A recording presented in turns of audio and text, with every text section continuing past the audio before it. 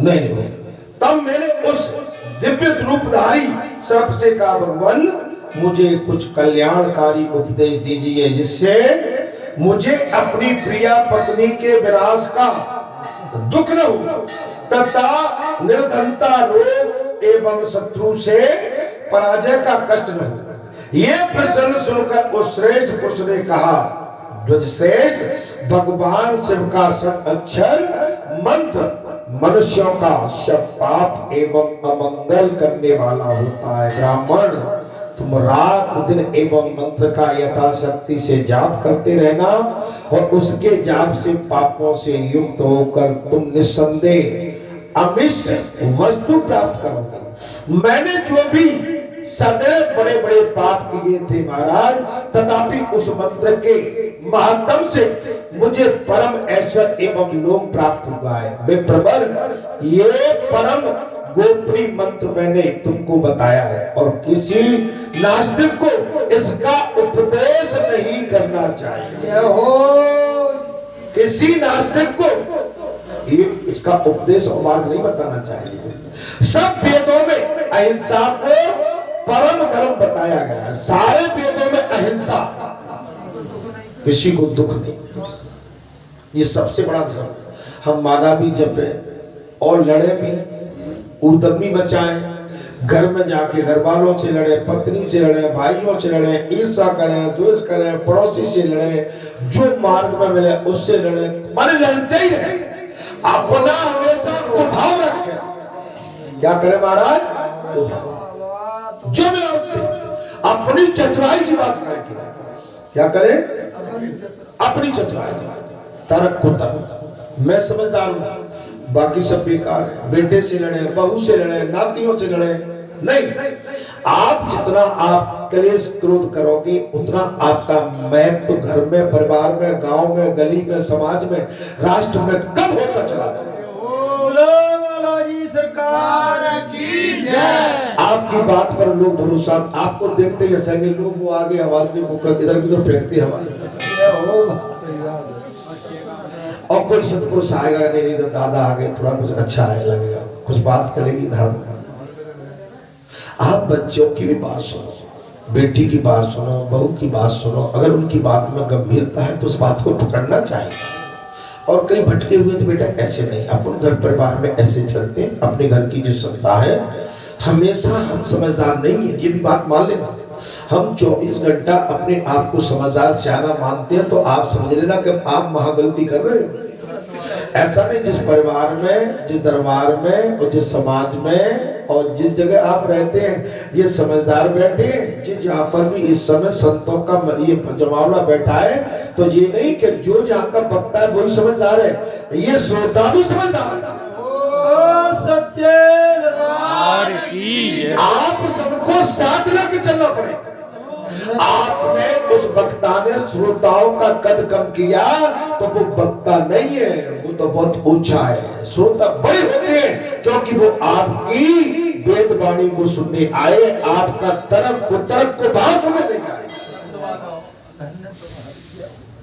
आपका तर्क को भाव और तुम्हारी छोटी बात सुनने नहीं, अरे तुमसे बड़ी बात सुनने आए।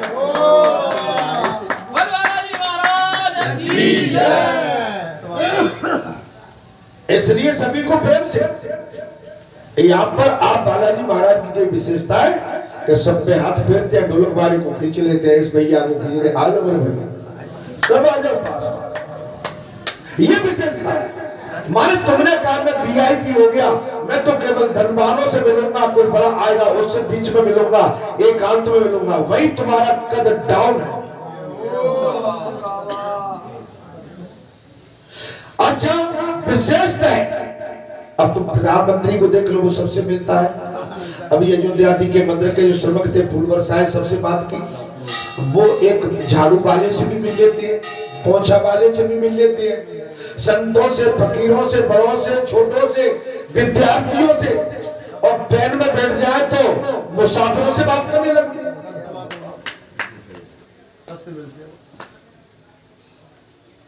यही तो चक्कर हो गया था। ये हो अपना सती माता को भगवान शंकर कहते थे कि वो तो मेरे आराध्य प्रभु श्री रामचंद्र मेरे गुरु हैं। और क्या बोले, अगस्त मुनि आश्रम में जो अगस्त है ना वो त्रिकालदर्शी ऋषि है, महान ऋषि है। तो भैया देखो, जब जिसको शंका हो जाती है तो कैलाश से कथा सुनने आए तो वहां पर भगवान रघुनाथ की लीला चली रही थी। माता जानकी की हरण हो गया, भगवान ब्रह्म में पागल घूम रहे हैं और वही अगस्त मुनि आश्रम के आसपास में ही है। तो भगवान शंकर ने कहा कि इस समय एक पद दुकान भगवान श्री रघुनाथ के दर्शन भी करेंगे, ऋषि के आश्रम में जाके कथा सुनेंगे। और साथ में जब चले तो माता सती बोले हम भी चलेंगे कथा सुनने। बोले चलो बैठ। अब देखिए महाराज, जैसे ही आए भगवान शंकर ऋषिवर ने अपने आश्रम में आके, अतिथि आए, परमेश्वर आए, महादेव आए, खड़े हो उनको साष्टांग दंडवत किया, 3 बार किया, 4 बार। और सती ये चित्र देख रही, बोले तुम तो इनकी गाथा गाते रहे, तुम्हारे चरणों में डले हुए, तुम तो ये तुमसे छोटे, बात केवल ये सोचे छोटे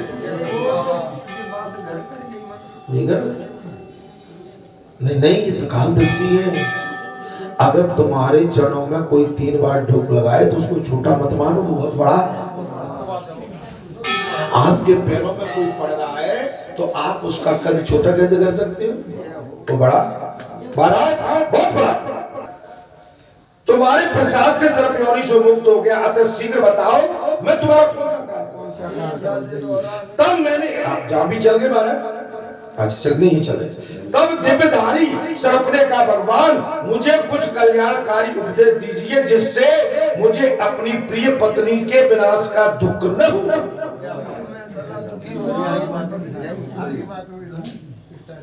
बोले मेरा तो संसार उजड़ गया, पत्नी के प्रेम में पागल हूँ, मैं संसार में लिपेट में हूँ। जैसे भगवान राम रो रहे, लीला कर रहे, बात वही आ गई। भारत रोग और शत्रु से पराजय का कष्ट भी न, मुझे न तो रोग हो और न मेरी कभी पराजय हो। मुझे कोई ऐसा उपाय बताइए। ये प्रश्न सुनकर उस श्रेष्ठ पुरुष ने कहा, कौन है वो श्रेष्ठ पुरुष? बोले दुर्जय भगवान शिव का संरक्षण मंत्र का मनुष्य को सब पाप और अमंगल को हरने वाला है। ब्राह्मण तुम रात दिन इस मंत्र का यथाशक्ति से जाप करो, अर्थात उसके जप से तुम सारे पापों से मुक्त हो जाओगे, निसंदेह अमीष्ट वस्तु प्राप्त करोगे। मैंने भी सदैव बड़े बड़े पाप किए हैं, तथापि उस मंत्र के माध्यम से मुझे परम ऐश्वर्य युक्त लोक प्राप्त हुआ। और मैंने भी वो पुरुष बोला, मैंने भी बहुत पाप किए हैं, लेकिन उस मंत्र के प्रभाव से आज मुझे परम ऐश्वर्य युक्त लोक प्राप्त हुआ है। विप्रवर, ये परम गोपनीय मंत्र मैंने तुमको बताया, किसी नास्तिक को इसका उपदेश नहीं करना चाहिए। तब वेदों से अहिंसा को परम धर्म बताया गया है। विशेषतः है ब्राह्मण के लिए तो हिंसा सर्वथा त्याज्य है। ब्राह्मण, अगर ब्राह्मण हिंसक है तो उसका बिल्कुल कल्याण नहीं है महाराज। इसलिए तुम सर्प का वध त्याग दो। अच्छा, जो समस्त चराचर प्राणियों को अभय दान देता है वो ये लोक और परलोक में सदा सब प्रकार से सुख से संपन्न होता है। भगवान शंकर के समान कोई देवता नहीं है, गंगा के समान दूसरी नदी नहीं है, हिंसा के समान दूसरा पाप। लड़ाई मत करना, अब घर में लड़ोगे तो नहीं। बहू एक बहू पे हाथ, दूसरी पे हाथ, तीसरी पे खींचोगे तो नहीं। एक नाती से प्यार, दूसरे से दूरी, वो तो नहीं करोगे। जय हो बाबा। दौरानी जेठानी से कोई गलत बात आप नहीं करोगे। जय हो बाबा। दौरानी जेठानियां देख के ईर्षा, सास को देख के ईर्षा तो नहीं होगी। जय बाबा। एक भाई अच्छे पद पर बैठा है तो उसे देखकर कोई गिलानी तो नहीं आएगी। अगर गांव में कोई अच्छा काम कर रहा है उसे देख के कोई परेशानी तो नहीं होगी। भाई बात कथा वही चल रही है। ईर्षा ये महापाप है। बोले गंगा के समान दूसरी नदी नहीं और हिंसा के समान कोई पाप नहीं। तो इसमें मैंने क्या किया? अच्छा, एक पिता के विपुल अनेक, एक पिता के 2 पुत्र, 3 पुत्र, 4 पुत्र, 5 पुत्र, लेकिन हमारी माता एक बहू पे हाथ फेरेंगी, दूसरी कहेंगे वो ऐसी है। अच्छा, सास परेशान क्यों रहती है? सास अगर सारी एक बहू सभी बहू के प्रति समानता रखे तो सास तो पूजे, उसकी पूजा होगी। वो सब बहू सास के पैर धो के पिया भी संजानो, बीमारी तो सास ही फैलाती है ना। भैया स्वार्थ किस बात का? भाई उस माँ के तो बेटे 4 3 5 एक ही समान है ना भाई। तो तुम्हारे जब बेटा एक समान है तो तुम्हारे मन में एक बेटे के प्रति थोड़ा सा कहीं संदेह और एक बेटे के प्रति बहुत बड़ा प्रेम, ये चक्कर क्या है? अरे तुम्हारी कोख से ही उसने पैदा हुआ है, तुमने ही उसका लालन पोषण किया है। लेकिन जी ऐसी बात क्यों आती है? जी है हिंसा, अनसमझ, नादानी, अज्ञान, तर्क कुछ एक आध ऐसी आ जाती है कि कुछ बहू ऐसी होती है जैसे तुम दीदी मेरी सास जैसी को सास लाना, वो केवल जो कह के जा रही है कि तासिम मेरी बात माने। और एक खड़क होती है वो सीधी कह देती है। अच्छा, वो खड़क होती है बाकी बात की बुराई मान लेते। और जो लीपा पोती करती है ना, ते महाराज वो चारों तरफ चलती है, होशियार रहना ऐसे से। लीपा पोती करने वाला चाहे इंसान हो चाहे कोई मेरी माता बहन बेटी हो, सावधानी रखना। ए लल्लू तुम जैसो को ना बेटा, तेरे पापा जैसो महाराज जी नमक मिर्ची मारे, इससे क्या हो रहा है? सारा स्वाद खराब हो रहा है। ये ईर्ष्या का घर बना देते हैं मेरे भाई। आप हम एक मार्ग में बैठे महाराज, देखिए इसमें साफ दे दिया, इंसाफ के समान दूसरा पाप नहीं और दया से बढ़कर कोई धर्म नहीं। दया से बढ़कर कोई धर्म नहीं। आप दया रखो ना मेरे भाई। अच्छा, मैं कह रहा हूँ ना सुबेरे से मैं कोई दयालु नहीं हूँ, मैं बहुत पैसा हूँ, कठोर हूँ। मेरी माताएं सुबेरे आ जाती हैं, ठंड लगती होगी। मेरा मैं सबसे कहता हूँ सुबेरे से तुम आते इस मोटरसाइकिल पे कपड़े पहन के आया करो, खिंच के आया करो, मौजे पहन के आया करो, सतर्क होकर भाई, है ना भाई। मैं तो ये क्या ऐसा नहीं आप भी 4 पहिया की पे आते होगी, लेकिन मैं तो 4 पहिया बंद होके चला जाता हूँ। लेकिन जब मैं जाता हूँ आपको मोटरसाइकिल पे देखता हूँ, जब मुझे बाहर सर्दी लग रही है तो आप पे तो दुगनी सर्दी लग रही है 2 पहिए पे। तो मुझे तो ये भी चिंता है, यही दया का भाव है महाराज। मुझसे मतलब मैं कोई दयालु नहीं हूँ, मैं ये उदाहरण दे रहा हूँ। अब मेरे अंदर दया कितनी है तो भलवा क्या, उसकी गणना मैं नहीं कर सकता। ये गणना तो आप जाओ, ठीक है ना। बोले दया से बढ़कर कोई धर्म नहीं। तदंतर वो अहिंसा रूप धर्म सुनकर मैंने परलोक के वैसे दुखित होकर उसी ब्राह्मण से पूछा, भगवान मैंने बड़े बूढ़ों के मुख से ये बात सुनी है कि राजा यदि वन में मृगों का वध करे तो उसे दोष नहीं लगता। एक राजा यदि वन में मृगों को वध करे तो महाराज उससे दोष नहीं लगता। तथा चिकित्सा करे तो उससे दोष नहीं लगता, वो भी चिड़ा फाकी करता है। तथा चिकित्सा शास्त्र के विद्वान है। विद्वान कहते हैं कि मांस खाने वाले लोग विशेष पुष्ट तथा दीर्घ जीवी होते हैं। अतः इस विषय में मुझे परम हितकार बात बताइए। आपके मुंह से जो कोई बात निकलेगी उसमें उसका मैं संदेह रहित होकर पालन करूंगा, निसंदेह। आप मुझे सच्ची सच्ची बात मैंने अभी तक तो ऐसे सुना है तो बोले। क्या कहा महाराज? राजा को पाप नहीं लगता। बोले राजा को पाप नहीं लगता, चिकित्सक चीर फाड़ करता उसको पाप नहीं लगता है महाराज। तथा मांस खाने वाले लोग विशेष पुष्ट एवं दीर्घजीवी होते हैं। अतः इस विषय में मुझे परम हितकारक बात बताइए। आपके मुंह से जो कोई बात निकलेगी उसका मैं निस्संदेह रहित होकर पालन करूंगा। मेरी बात सुनकर वे पुनः इस प्रकार बोले, ध्वज श्रेष्ठ हे ब्राह्मण, ऐसी बात मत करो। ये तो दोनों कहानी सुन रही है, तो ऐसी बात ऐसी बात अहो, संसार में निर्दयी पाप आत्मा एवं दुष्ट पुरुष अत्यंत सोचनी है। राजा हो जाए वो तो सोचने योग्य है कि इसका क्या होगा आगे चल के क्या। बुरा जो देखकर मैं चला, बुरा न मिल गया कोई, जो दिल खोजे आप ना सुन मुझसे बुरा न कोई। हम केवल अपनी ख्याति बढ़ाने के लिए कि हम ही शरण सर्वा नहीं, ऐसी बात करता धरता तो परमात्मा है। राघवेंद्र सरकार है जो 500 वर्ष के बाद कली विराजमान पुण्य हो गए महाराज, वो इस सृष्टि के राजा है, रचयिता है।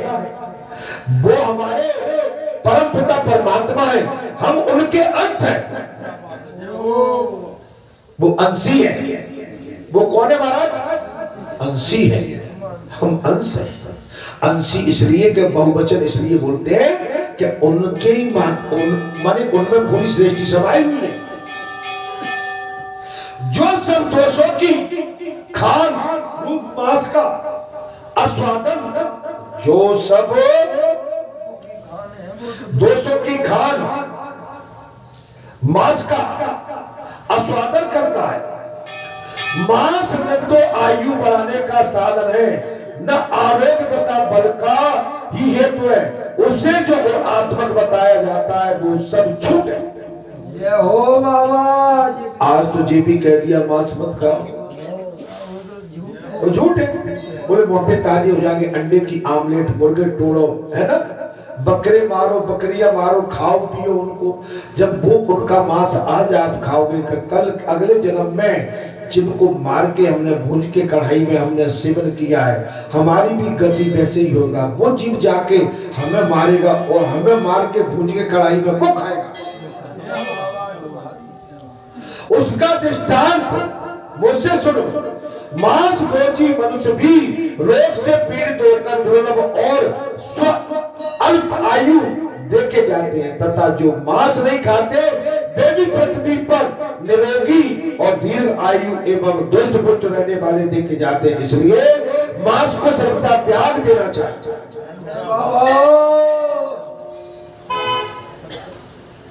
कथा में आनंद आ रहा, मांस को त्याग देना चाहिए। जो जीवन की इच्छा रखने वाले जीवों के मांस खाता है वो घोर नरक में जाता है। बालाजी सरकार की जय। मांस, मुर्गा, अंडे, आमलेट, नथिंग, घोर नरक में जाता है। बिल्कुल नहीं। अगर ऐसा कोई हम में से, वैसे मुझे विश्वास नहीं कोई लेता होगा, लेकिन कभी बालाजी से दोस्ती नहीं हो सकती है। जो मदरा पान करते हैं, मांस का आहार लेते हैं, लहसुन प्याज भी खाते हैं, मैं लहसुन प्याज तक की कह रहा हूँ माने। इसमें आज मैं पुस्तक पढ़ रहा था, बालाजी महाराज की साथ कह दिया है कि इसमें लहसुन प्याज का त्याग है।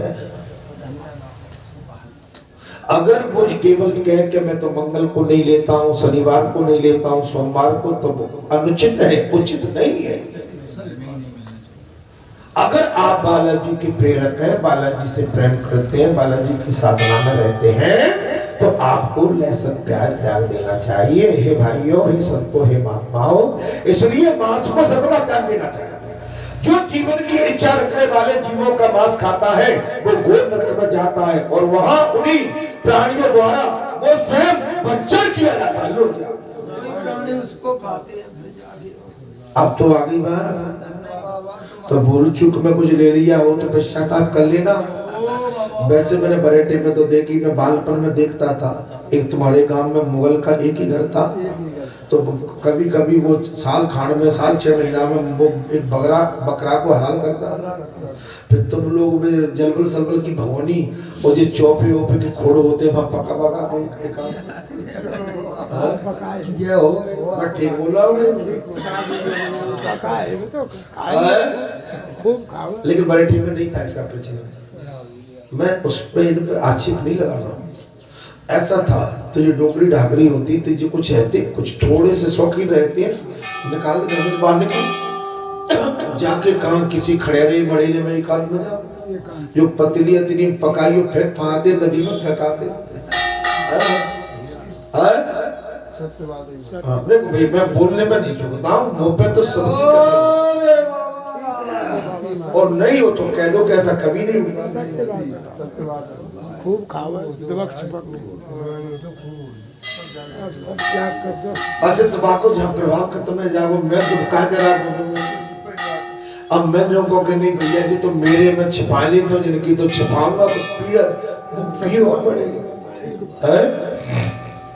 मांस की उत्पत्ति घास काट या पत्थर से नहीं होती, किसी जीव की हिंसा करने पर ही मांस मिलता है। भाई हत्या तो करना पड़ेगा। मछली मार के खाओ, अंडे को काट के खाओ, मुर्गे की गर्दन तोड़ के खाओ, हिंसा तो करना पड़ेगा। हिंसा तो हम सब्जी में भी कर देते हैं, पके पकाए पर वो काट फोड़ के नहीं मिले। ये भी है, अगर वेद में बहुत घुस जाओगे तो हमको खाने का नहीं, कंदमूल फल ही खाना पड़ेगा भाई। ये वृक्षों से गिरे हुए पत्ती चबा के खाना पड़ेगा, जल पीना पड़ेगा। हम बन जाते हैं बहुत जाके, फल को काट देते हैं, फल में भी जीव होता है भारत। अतः उसे सर्वदा ध्यान देना चाहिए। विद्वान पुरुषों को उचित है कि वे सब जीवों को अपने ही समान देखें और पूरी शक्ति लगाकर उनकी रक्षा करें।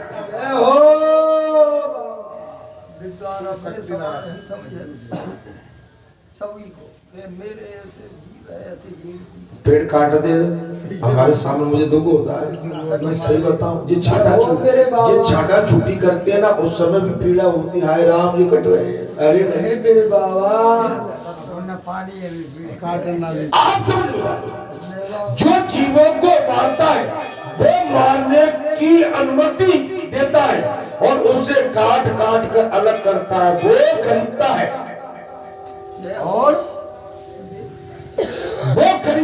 और बेचता है। जो उसे पकाकर तैयार करता है और जो उसे परोसता है तथा जो खाने वाला है, वे 8 प्रकार के व्यक्ति घातक हिंसक माने गए। पकाता है, परोसता है, माने भले ही तुम नहीं खाओ, तुम परोस भी रहे हो तो भी। आप दोबारा सुन लो बात, साफ कह दिया।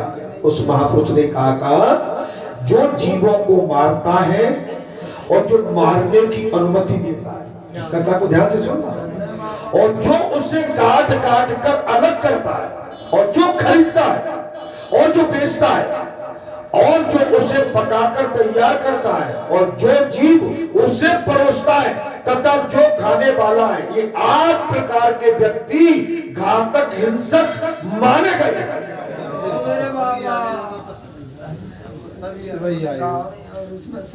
बड़े बड़े पाप करेंगे। काय समझ में आ रही है? समझ में आ रही है गिरधारी भैया,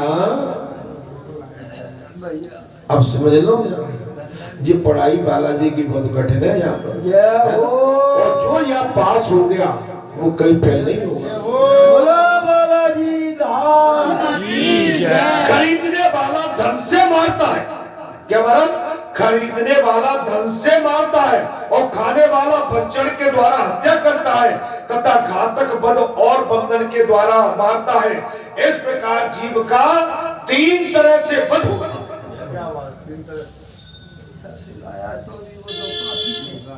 भले पैसे से लेके आए, जो मन वाणी और क्रिया द्वारा किसी भी जीव की हिंसा नहीं करता, वो जरा मृत्यु से रहित परम धाम को प्राप्त होता। सच्चे दरबार की जय। दया, कोई भी सर पर निकल जाने, मकड़ी है निकल जाने। हमारी माता खाकरोच बहुत मार दी थी किचन में फिस फिस करके।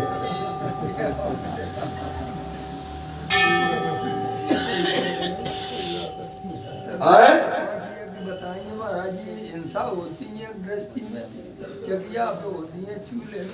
अच्छा, साग मूल और फल का भोजन करने वाला, साग मूल और फल का भोजन करने वाला ब्रह्मचर्य परायण पुरुष भी यदि हिंसा कर्म में तत्पर है तो उसे अपने नियम और व्रत का कोई फल प्राप्त नहीं होता है।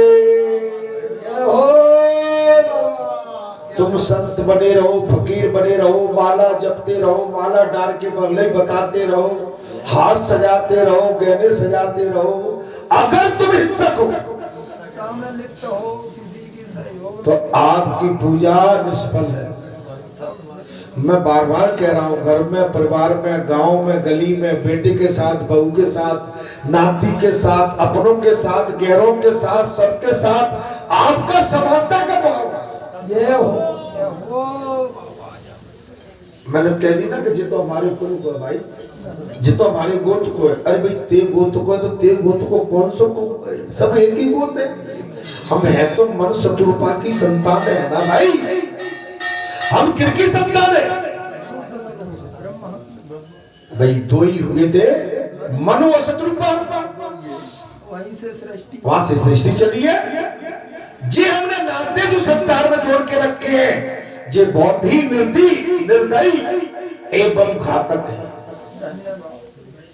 वो धोबी में से हो, नाई में से हो, मोची में से हो, कोरी में से हो, कौ में से हो, संत तो संत है भाई। कबीर, रैदास, सबरी, मेरे प्रभु आएंगे।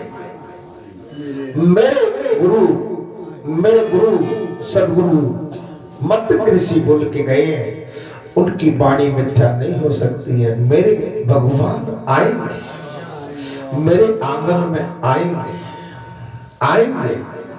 आ गए प्रभु। श्याम गौर सुंदर दो भाई और सबरी परी चरण